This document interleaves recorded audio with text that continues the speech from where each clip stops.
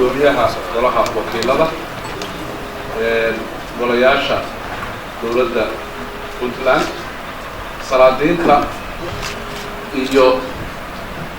indheergaradka kale ee maanta ka soo qayb gashay barnaamijkan waxaan ku salaamayaa salaanta islaamka assalaamu calaykum warahmatullahi wabarakaatuh intii aad baan u nasiib badnahay inaan maanta ku soo beegmo oo aan maanta ka soo dego caasimadda gobolka mudug ee gaalkacyo oo caasimadda gobolka aan ka soo jeeda ah maanta oo uu barnaamijkan lagu toosinayo lagu hagaajinayo hawlaha gobolka daafurka sanduuqa horumarinta gobol daafurkiisii inaan ku soo beegmo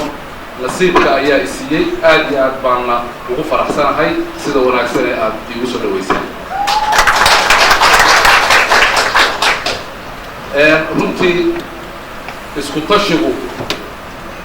waqtigan xaadirka ah reer Puntland aad iyo aad buu muhiim ugu yahay hawlihii qaran aad iyo aad bay qabyo u yihiin marka inta ay qabyo yihiin in la isku tashado hadda waajib weeyaan wixii mucaawinooyin ahaa iyo wixii horumarin ahaa haddii ay meelahaas aan anugu ka imid soo dhaafi waayeen hadda inaad wixii la hagaajisataan dad baa way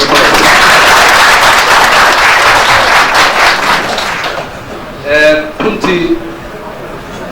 wax qabsashadu iyo in wax la isku darsadaa waxa weeye dadka in la baray u baahan tahay in iskoolada iyo madarasadaha ugu hooseeya in laga soo bilaabay u baahan tahay ciyaalka yaryar iyo iskoolada jaamacadaha kulliyadaha heerkaas in laga soo bilaabay u baahan tahay oo waxa weeye semesterkii $1 inay bixiyaan waxa weeye waxay dadkaasi noqon doonaan dadka waaweyn ee ganacsatada ah ama mas'uuliyiinta dawladeed ah ama indheergaradka ah bay noqon doonaan oo in lagu soo abaabiyo wax bixinta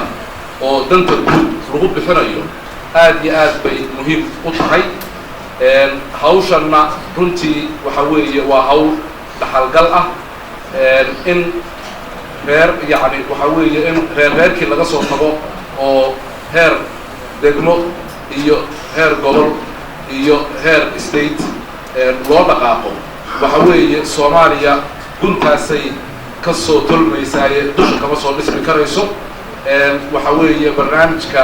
federaaleynta ah in Soomaali ay wax wada wadaagto waxna kala leedahay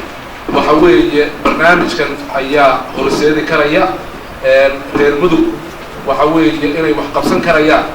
ayaguna waa og yihiin ummadda kalena waa og tahay ilaahayna waa og yahay waxa weeye yaan la ishakranin ammaankiina waad ku filan tihiin dawlad wixii loo dhiibto unbay wax ku hagaajin karaysaa heer waxa weeye canshuuro hagaagsan la bixiyo lama joogo sideedubana canshuuruhu inay faraha ka bataan ma wanaagsana dadku inay siyaabo kala duwan wax u qabsadaan ayaa wanaagsan si ay canshuuruhu u yaraadaan marka mudane madaxweyne barnaamijkan aad iyo aad baan kuugu hambaliyeynayaa gudiyada waxa weeye halkan ka soo jeediyey warbixintoodana waxaan leeyahay dhammaantiin mabruuq waana idin salaamayaa assalaamu calaykum warahmatullahi wabarakaatuh